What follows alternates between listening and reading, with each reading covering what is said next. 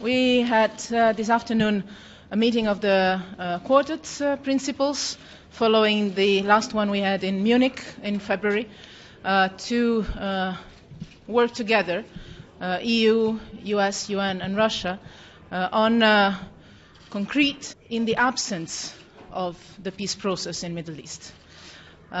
We have decided to revitalize the quartet activities.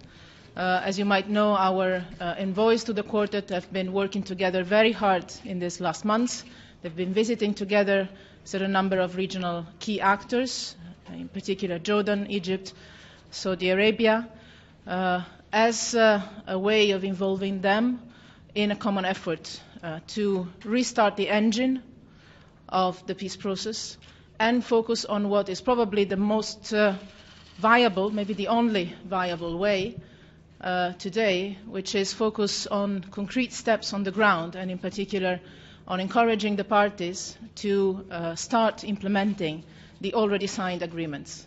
We believe this can be a very important step in the right direction to preserve the opportunity to have two states and start rebuilding trust and confidence both in Israel and in Palestine, in the other party and in the process itself.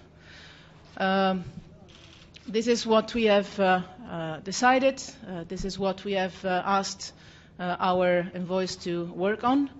This is also what I'm going to discuss right now, so I'm sorry I'll be short with Prime Minister Netanyahu. And this is also what we shared with some of the other key actors on this file.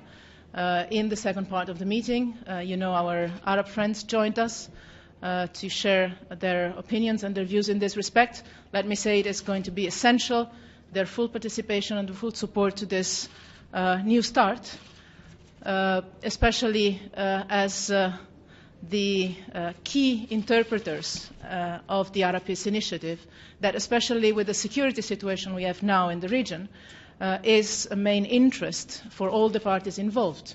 A regional security framework can be extremely useful and interesting for all the parties, not only of the Palestinian-Israeli conflict, but also in the region and worldwide, because what we're seeing today is the possibility of a dramatic inflame of Jerusalem, the risk that if we don't act, if the leaders on the ground don't act, this can be a major source of radicalization, not only in the region but worldwide. So there is an urgency and there is an international effort to encourage, to support, to invite the parties and to accompany also the parties to start from what has been already agreed. It has been already agreed, can be implemented.